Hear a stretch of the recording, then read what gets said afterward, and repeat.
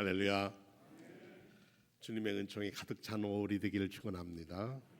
옆에 분들에게 인사하겠습니다. 주님의 은총이 함께 하시길 빕니다.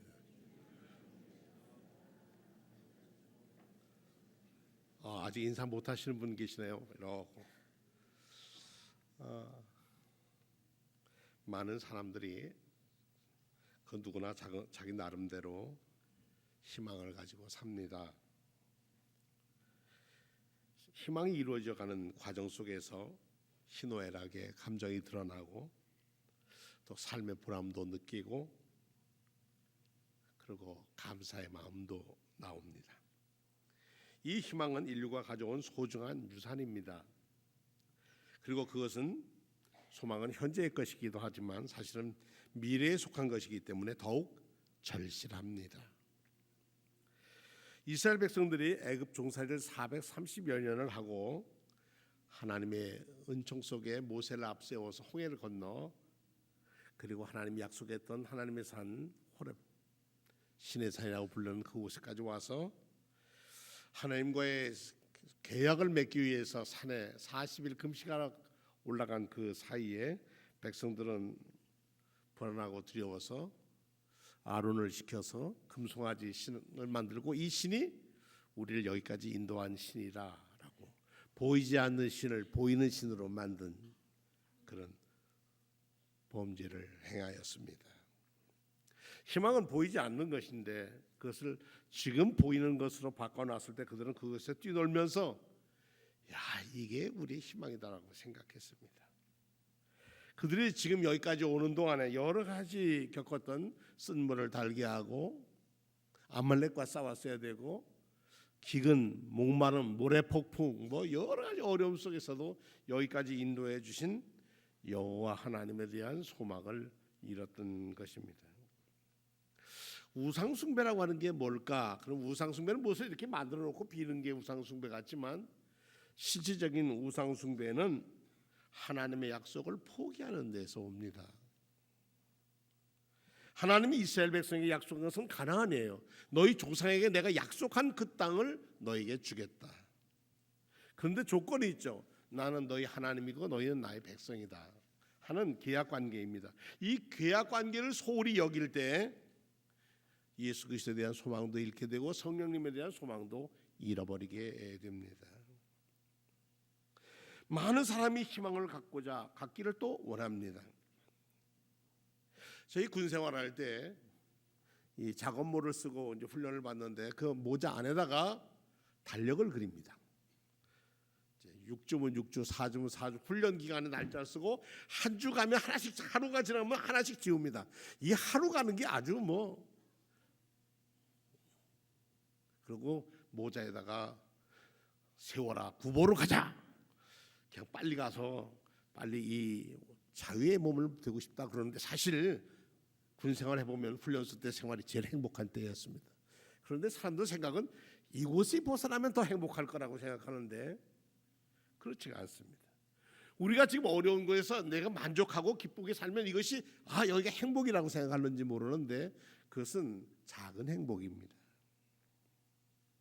삶의 의미를 새롭게 하고 삶의 방향이 바꿔지고 삶의 가치가 달라지고 이렇게 사는 것은 아니었어 라고 하는 것을 느낄 때 하나님은 우리에게 소망이라고 하는 힘을 주십니다. 현재 보이는 가능성에 대해 근거를 두는 희망은 그 가능성이 무너질 때 그냥 무너져 버리고 맙니다. 그러나 천지 만물을 말씀으로 창조하신 하나님께서 불가능을 가능케로 하시는 impossible, 불가능한 것을 possibility로 바꾸시는 하나님의 능력 가운데 설 때는 우리는 어떤 처지를 당하든지 두려워하지 않습니다. 왜냐하면 그분이 아버지께서 하나님께서 우리에게 사랑하는 자녀들에게 좋은 것으로 주시고 더불어 성령님을 선물로 주시기 때문에 그렇습니다. 현재가 미래의 성취될 하나님의 약속의 근거를 두고 우리는 삽니다. 그래서 우리가 지금 암만 어렵다 할지라도 그럼에도 불구하고 하나님은 우리에게 더 좋은 것으로 예비해 놓으셨습니다. 그러기에 우리의 그리스도인의 신앙은 그럼에도 불구하고의 신앙을 가지고 삽니다. 그리 아니하실지라도라고 하는 신앙을 갖고 삽니다. 그러게 믿음의 사람들은 좌절해서 희망을 보고 희망이 없는 곳에서 희망을 꿈꾸게 합니다.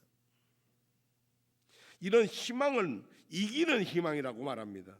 아무런 가능성이 없어 보여도 그럼에도 불구하고 하나님은 우리에게 목적지 가나안까지 인도하실 것이고 하나님의 자녀로 복 주실 것이라고 하는 그런 믿음을 가지고 사는 사람에게는 세상적인 일에 일비하지 않습니다.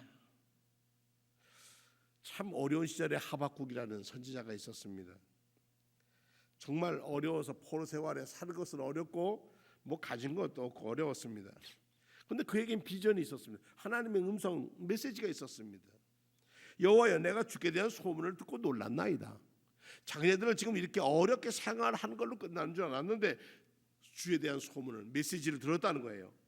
여호와의 주는 주의 일을 이 수년 내에 부응하게 하소서. 이 수년 내에 부응 나타내셔서 진노 중이라도 긍휼을 잊지 마소서. 비참함과 자비함, 이것을 함께 끌어안는 것이 하나님의 사랑입니다. 그 후에 이 하박국 선지자는 이렇게 얘기합니다. 내가 들었으므로 내 창자가 흔들렸고 그 목소리로 말미암아 내 입술이 떨렸도다.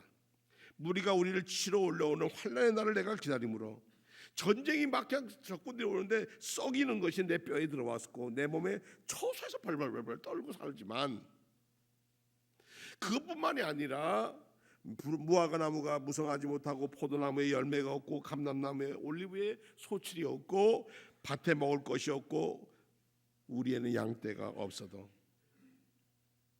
아무것도 없는 상태, 폐허의 상태일지라도 나는 여호와로 말미암아 즐거워하며 나의 구원의 하나님을 말미암아 기뻐하리라. 이런 믿음으로 사는 사람들은 하나님도 보이고 이웃도 보입니다. 우리가 가진 희망, 그것은 구체적으로 우리에게 무엇을 가져다 줄까요? 어떤 의미로 우리가 생각해야 할까요? 아무런 가능성이 보이지 않고 하나님께서 함께 하신다는 소망을 붙들고 살아갑니다. 큰 수술을 받아보신 분들은 그 병원에 마취 수술실에 들어갈 때 참 두렵고 떨립니다. 수술하기 전에 목사가 신방 가서 이렇게 손을 잡고 기도하든지 말씀으로 위로하면 그 말씀을 붙들라고 합니다. 얼마 전에 저희 아이가 큰 수술을 받았는데 들어가서 수술실 갔더니 천장에 뭐가 글씨가 있더래요. 뭐라고 써 있느냐 했더니 두려워하지 마라. 내가 너와 함께함이라. 전에도 그런 성경 늘 읽었겠지만 우리 성경책을 읽었는데 자기 상황이 어때요? 큰 수술 앞에 두고 들어갔는데 천장에 써 있는 글씨가 뭐예요? 두려워하지 마라. 내가 너와 함께할 거다. 이사야서에만 보면은 두려워하지 말라고 하는 말이 11번이나 나옵니다. 이사야 10장 24절에 보니까 그러므로 주 만군의 여호와께서 이르시되 시온에 거주하는 내 백성들아, 악수로의 애굽이 한 것처럼 막대기로 너를 때리고 몽둥이로 들어서 너를 칠지라도 두려워하지 마라. 또 35장에 가면 겁내는 자들에게 이르기를 굳세어라. 두려워하지 말라. 보라, 너희 하나님이 오사 보복하시며 갚아주실 것이라. 그러니까 우리 보복하고 갚아주시는 것은 하나님이 하실 몫이에요.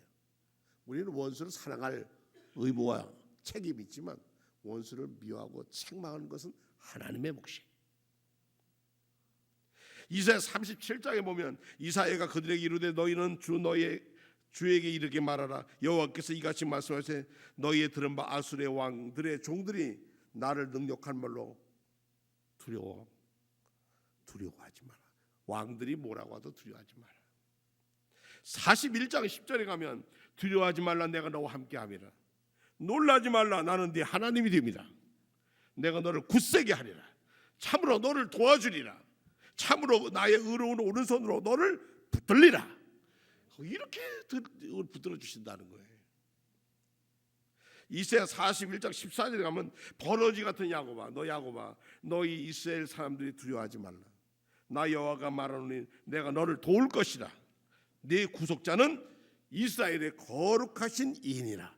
그게 나라는 게. 43장 11절 가면 야곱아 너를 창조하신 여호와께서 지금 말씀하시느니라. 이스라엘아 너를 지으신 이가 말씀하시니라. 너는 두려워하지 말라. 내가 너를 구속하였고 내가 너를 지명해서 불렀나니 너는 내 것이다. 이렇게 두려워하지 말라는 거예요. 두려워하지 말라. 내가 너와 함께하여 네 자손을 동쪽에서 오게 하며 서쪽에서 또 모을 것이다. 너를 만들고 너를 모태에서 지어낸데 너를 도와줄 여호와가 이같이 말하노라. 나의 종 야곱아 내 택한 여수로 나 두려워하지 마라.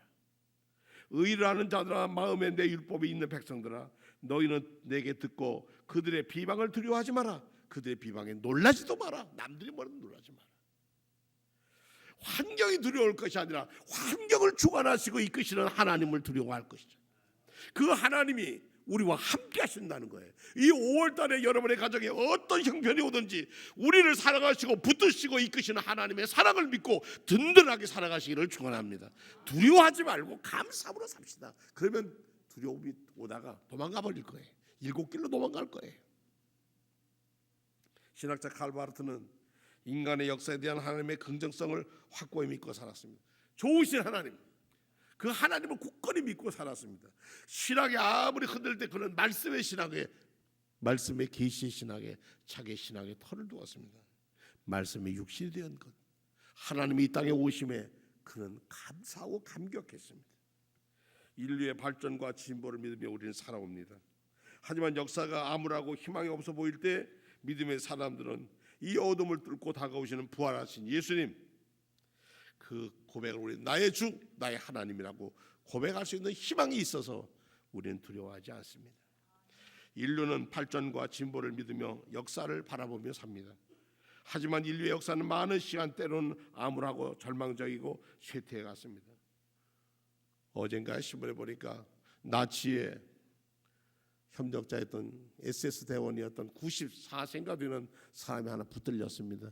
법정에 섰는데 제가 아슈비츠 수용소의 경비원이었는데 저는 직접 여러분 죽이진 않았지만 자기 경비원으로 있었는데 제가 얼마나 부끄러운지 한평생을 부끄러워하며 살았다.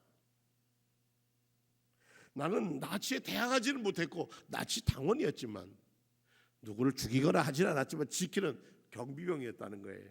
그래도 한평생 자기가 90몇 세가 넘도록 법정에 서서 내가 잘못했다. 우리가 잘못한 것이라는 겁니다.